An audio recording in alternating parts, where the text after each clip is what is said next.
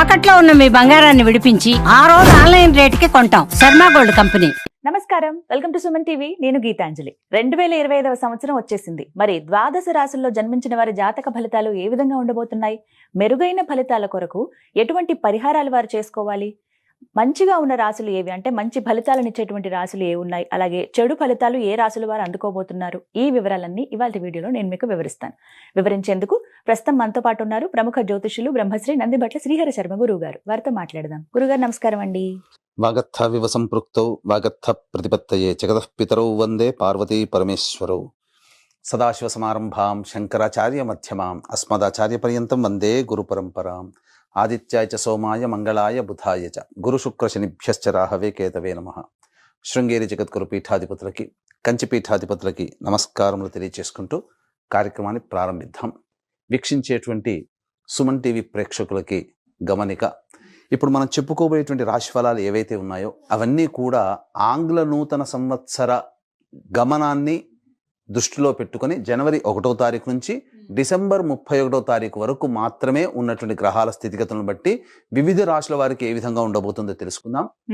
మనకు సాంప్రదాయానుసారంగా వచ్చేటువంటి ఉగాది నుంచి ప్రారంభమయ్యేటువంటి రాశి ఫలితాలని, అనగా వచ్చే విశ్వావసునామ సంవత్సరానికి సంబంధించి ఉగాది ప్రారంభమయ్యడానికి అంటే ముందుగా మళ్ళీ ఆ యొక్క ఉగాది సందర్భంగా మళ్ళీ వివిధ రాశుల వారికి సంబంధించి రాశుల ఫలితాలు ఇవ్వడానికి ప్రయత్నం చేస్తాను. కాబట్టి ఇటువంటి దాంట్లో ప్రపంచమంతా అంగీకరిస్తున్నటువంటిది 2025 నూతన సంవత్సరం. అదేవిధంగా మనము కూడా ఆంగ్ల నూతన సంవత్సరం అనేటువంటి భావనతో ఈ యొక్క కార్యక్రమం చేస్తున్నాం. అదే ఉగాది నాడైతే మార్చి 29వ తారీఖు నుంచి మళ్ళీ 2026, 28 వరకు ఉండేటువంటి గమనం వరకు ఉండేది చెప్పేటువంటిది. అవి మనం మరియు వీడియోలో తెలియజేసుకుందాం. అదే అడగబోతున్నాను గురుగారు. అంటే సాధారణంగా ఒకటే ప్రశ్న అడుగుతారు, ఉగాది కదా అసలు చెప్పాలి జాతక ఫలితాలు అనేవి, ఈ లోపు ఏంటి అంటే ఒక సాంప్రదాయంగా అది కొనసాగిపోతుంది. అంటే మనకేమని చెప్పబడింది అంటే, ధర్మం ఏం చెప్పబడింది శాస్త్రంలో అంటేనమ్మా, ప్రపంచమంతా ఏది ఒక విషయం గురించి ఒక తాటి మీద ఉంటుందో అది ధర్మమే కూర్చుంటుంది, శాస్త్రమే కూర్చుంటుందమ్మా. ఇక మరి ద్వాదశ రాశుల వారి జాతక ఫలితాలు తెలుసుకుందాం. ముందుగా గ్రహస్థితులు ఏ విధంగా ఉన్నాయో తెలియచేస్తారా? జనవరి 1, 2025 నుంచి. ఇక గ్రహస్థితిలోకి గనక గమనించుకున్నట్లయితే ముఖ్యంగా గురువు 9th మే వరకు కూడాను ఈ వృషభ రాశిలో సంచారం చేస్తున్నాడు. 9th మే నుంచి మిథున రాశిలోకి సంచారం, 9th మే నుంచి సెప్టెంబర్ 27వ తారీఖు వరకు. ఇక సెప్టెంబర్ 28 నుంచి నవంబర్ 11వ తారీఖు వరకు కర్కాటక రాశిలో. ఇక నవంబర్ 12వ తారీఖు నుంచి డిసెంబర్ 28 వరకు కర్కాటక రాశిలోనే వక్రీకరించే స్థితి పొంది ఉండడం. ఇక శని భగవాన్ల వారిని కనుక చూసుకున్నట్లయితే 15 ఏప్రిల్ వరకు కుంభరాశిలో సంచారం చేస్తున్నారు. 16 ఏప్రిల్ నుంచి అక్టోబర్ 9వ తారీఖు వరకు మీనరాశిలో సంచారం. ఈ మధ్య కాలంలో జూలై 8వ తారీఖు నుంచి వక్రీకరించి మీనరాశిలోనే సంచారం చేస్తున్నాడు. అలాగే అక్టోబర్ 10వ తారీఖు నుంచి కుంభరాశిలో సంచారం చేస్తూ వక్రీకరించి కుంభరాశిలో. నవంబర్ 26వ తారీఖు నుంచి వక్రత్యాగము శని భగవాన్ల వారు చేస్తున్నారు. ఇక రాహుకేతులు కనుక చూసుకున్నట్లయితే 15 మే వరకు కేతువు కన్యలో మరియు రాహువు మీనరాశిలోకి. అలాగే 16 మే నుంచి సింహరాశిలో కేతువు, అలాగే కుంభరాశిలో 16 మే నుంచి రాహుగ్రహ సంచారం జరుగుతుంది. ఇక్కడ గమనించుకున్నట్లయితే ఇక్కడ వీక్షించేటువంటి ప్రేక్షకులకు అందరికీ తెలియజేయాల్సినటువంటిది అంశం ఏంటంటే, ముఖ్యంగా అందరూ ఈ ద్వాదశ రాశుల గురించి రాగానే అందరూ ఆలోచించేటువంటిది ముఖ్యంగా శని దోషం, ఏలినాడు శని, అష్టమ శని, అర్ధాష్టమ శని, కంటక శని, యోగ శని, ఈ శని దోషాలు. అయితే ఇక్కడ 15 ఏప్రిల్ వరకు శని కుంభరాశిలో సంచారం చేస్తూ 16 ఏప్రిల్ నుంచి మీనరాశిలోకి సంచారం చేస్తున్నా, ఈ యొక్క జూలై 8 నుంచి మీనరాశిలోనే సంచారం చేస్తూ వక్రీకరించినటువంటి కారణం చేత మళ్ళీ ఈ కుంభరాశి ఫలితాన్ని ఇస్తాడు.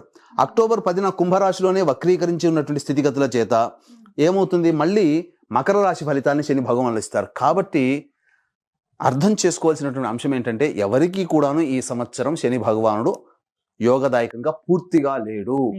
12 రాశుల వారికి అష్టమ శని, అర్ధాష్టమ శని, కంటక శని, యోగ శని, దాంపత్య శని, ఈ రాశుల ఈ యొక్క దోషాల, శని దోషాలు ఏదో ఒక సందర్భంలో కొన్ని నెలల పాటు అందరూ రాశుల వారు అనుభవించాల్సిందే తప్ప ఇక్కడ ప్రత్యామ్నాయం లేదు. కాబట్టి ఇక కుంభరాశి వారికి ఏలినాటి శని వెళ్ళిపోతుందని సంతోషం కానీ, ఈ యొక్క సంబంధించి మకర రాశి వారికి ఏలినాటి శని వెళ్ళిపోతుందని సంతోషం కానీ, లేకపోతే కర్కాటక రాశి వారికి అష్టమ శని దోషం పోతుందని కానీ భావించాల్సిన అవసరం లేదు. వృశ్చిక రాశి వారికి అర్ధాష్టమ శని దోషం పోతుందని కూడా భావించాల్సిన అవసరం లేదు. ఎందుకంటే శని మళ్ళీ రుజుమార్గంలో వెళ్ళి మళ్ళీ వక్ర మార్గం చేత వక్రగతిన సంచారం చేస్తున్నటువంటి కారణం చేత 12 రాశులు శని ప్రభావానికి గురవుతాయి. కాబట్టి ఈ సంవత్సరం అన్ని రాశుల వారు శని దోష పరిహారములు ఖచ్చితంగా చేసుకోవలసినదే, అందులో సందేహం లేదు. మరి 2025వ సంవత్సరానికి గ్రహస్థితులు ఎలా ఉన్నాయో చెప్పారు. ధను రాశి వారి జాతక ఫలితాలు తెలుసుకోవాలనుకుంటున్నామండి. ఏ రంగం వారికి బాగా కలిసి వస్తుంది, అసలు ఈ సంవత్సరం వాళ్ళకి ఎలా ఉండబోతోందో వివరించండి.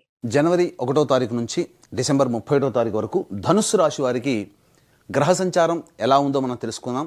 ఈ యొక్క 2025 సంవత్సరంలో యోగములు అవయోగములు, మంచి చెడు, కష్టము సుఖము ఎలా ఉంటుందో, ఏ సమయంలో ఉద్యోగంలో ప్రయత్నం చేయాలి, ఏ సమయంలో వ్యాపారం బాగుంటుంది, ఏ సమయంలో అన్ని రంగాల్లో ఉన్నటువంటి వాళ్ళకి మంచి చెడు ఎప్పుడు జరుగుతుందనే విషయాల గురించి క్లుప్తంగా తెలియజేసుకునే ప్రయత్నం చేద్దాం. ముఖ్యంగా గమనించుకున్నట్లయితే మనం 9వ తారీఖు మే వరకు ఈ యొక్క గురుడు ధనుసు రాశి వారికి వృషభ రాశిలో సంచారం చేస్తున్నాడు. కానీ షష్టమ గ్రహ ప్రభావమే, షష్టమ రాశి. కానీ వక్రీకరించి మార్చి 37వ తారీఖు వరకు ఉన్నటువంటి కారణం చేత జనవరి 1వ తారీఖు నుంచి మార్చి 30వ తారీఖు వరకు పంచమ రాశి ప్రభావాన్ని కూడా మీకు ఇవ్వబోతున్నాడండి.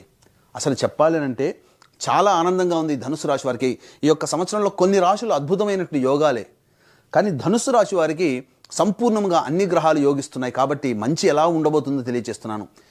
జనవరి 1 నుంచి ఏప్రిల్ 1వ తారీఖు వరకు, కనుక మార్చి 30వ తారీఖు వరకు గురుడు వక్రీకరించి వృషభ రాశిలో ఉన్నటువంటి కారణం చేత ఈ యొక్క రాశి ప్రభావాన్ని కూడా అందజేయబోతున్నాడు. తద్వారా ఏమవుతుంది, పెద్దల యొక్క సహాయ సహకారాలు, మీ ఆలోచన ఏదైనా కానీ ప్రతిదీ చురుగ్గా ఆలోచన చేయడం, మంచి జరగడం అనేటువంటిది ధనుస్సు రాశి వారికి కలగబోతుంది.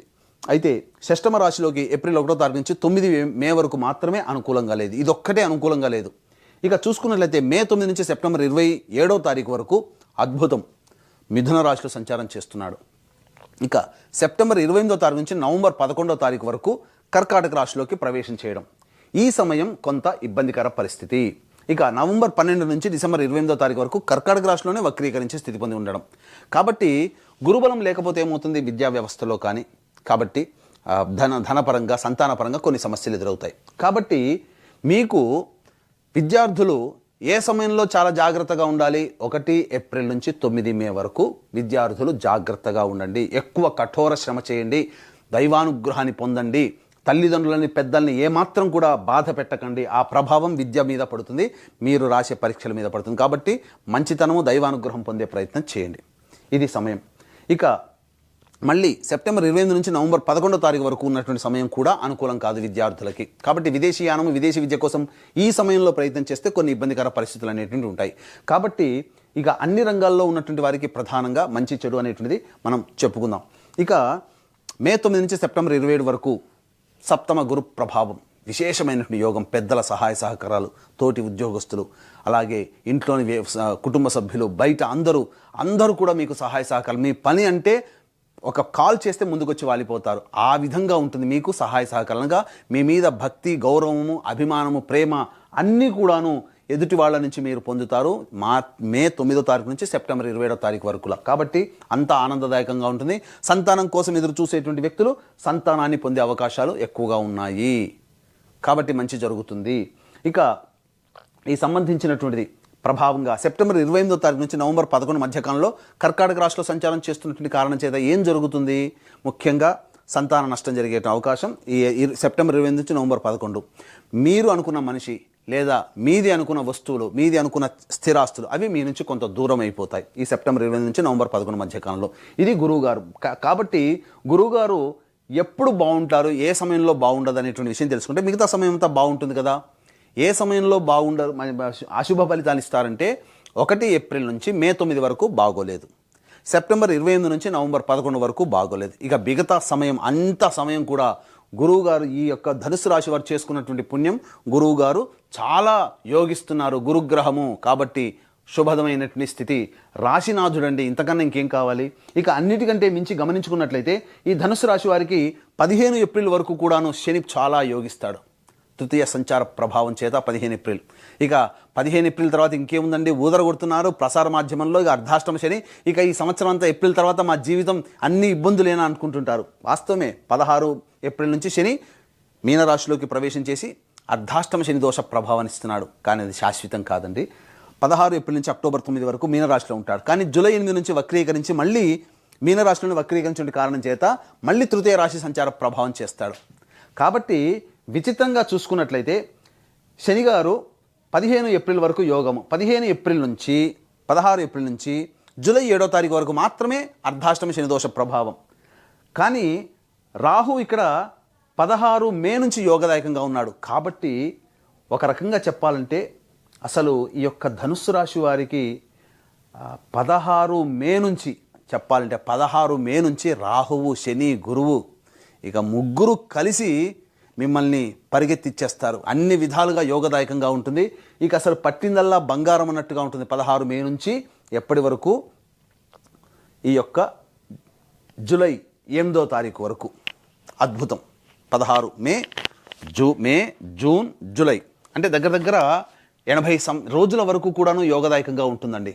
గురువు, శని, రాహుల యొక్క ప్రభావం ఈ సమయంలో చక్కగా అన్ని రకాలుగా యోగదాయకంగా ఉంటుంది.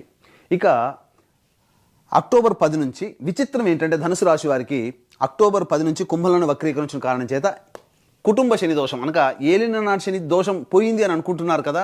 3 సంవత్సరాల కిందంటే పోయిందని ఇంకా మనకు లేదు, హ్యాపీ, ఏలినాటి శని పోయింది ధనుసు రాశి అనుకుంటారు.